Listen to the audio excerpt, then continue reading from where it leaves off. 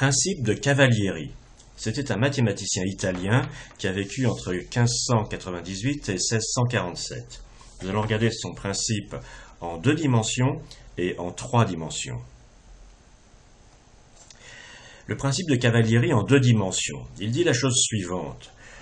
Considérons 2 surfaces dans le plan, et ici j'ai pris des surfaces triangulaires, mais j'aurais pu prendre n'importe quelle surface, contenues entre 2 lignes parallèles, D1 et D2.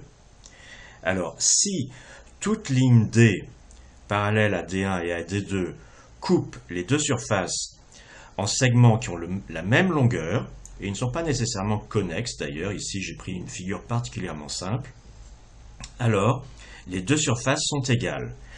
Ici, encore une fois, l'illustration consiste à faire glisser en quelque sorte un triangle découpé en fines tranches et faire bouger le sommet.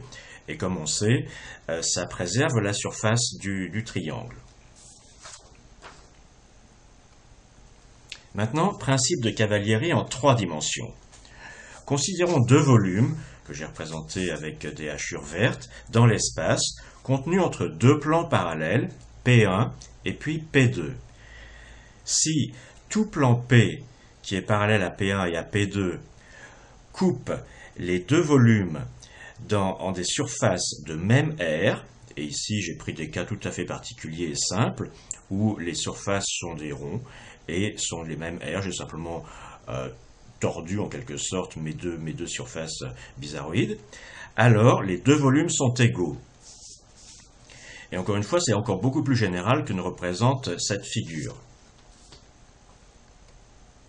On a appliqué ce principe pour calculer le volume d'une pyramide quelconque, à partir de celle qui découpait un cube en 3 parties égales.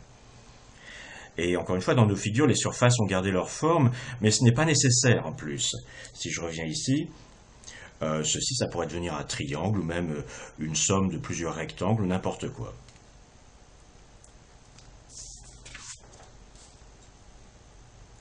Alors ce principe va permettre de calculer le volume de la sphère, de manière absolument élémentaire.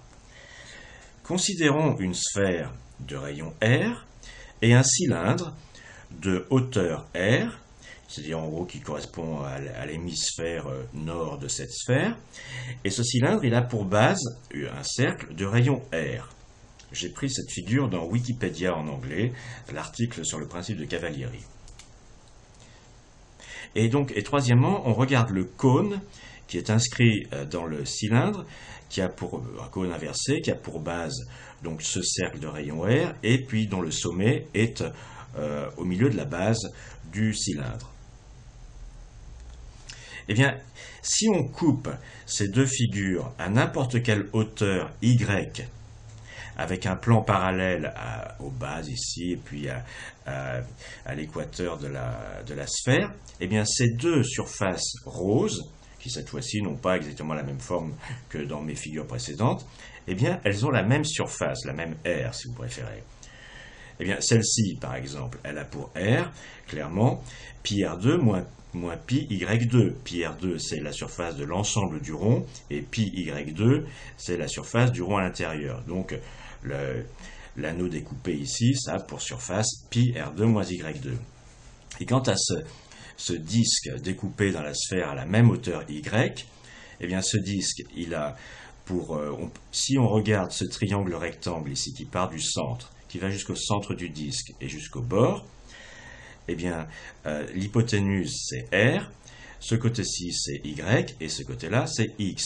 Donc on a x2 plus y2 égale r2, ou si l'on préfère, x2 égale r2 moins y2. Donc de nouveau, la surface ou l'aire de ce disque, c'est bien pi fois x2, c'est-à-dire pi fois r2 moins y2.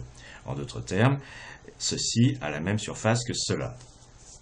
Alors, on va appliquer le principe de Cavalieri dans l'espace.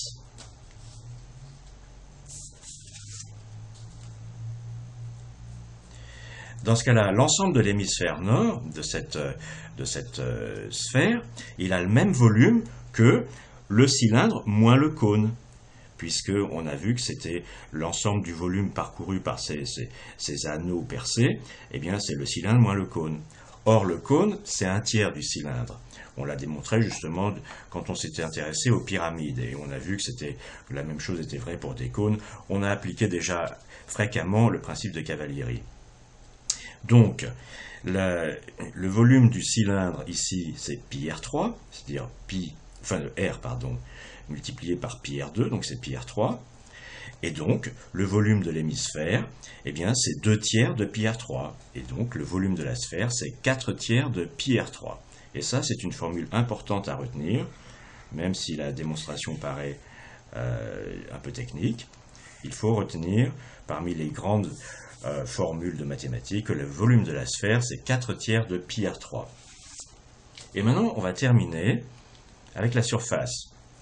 Maintenant, pour aller du volume de la sphère à sa surface, eh bien, on va imaginer qu'on découpe sa surface en un très grand nombre de petites aires dont la somme fait l'aire de toute la surface de la sphère. Alors, le volume de chacun de ces cônes ici, eh bien, c'est cette petite surface multipliée par la hauteur R, multipliée par 1/3. Donc, le volume de l'ensemble de la sphère, c'est l'ensemble de la surface de la sphère multiplié par petit r multiplié par 1/3. En d'autres termes, on peut factoriser ça si l'on veut. Et donc, on a surface égale 3 divisé par R fois le volume, c'est-à-dire 4 pi sur 3 multiplié par R3.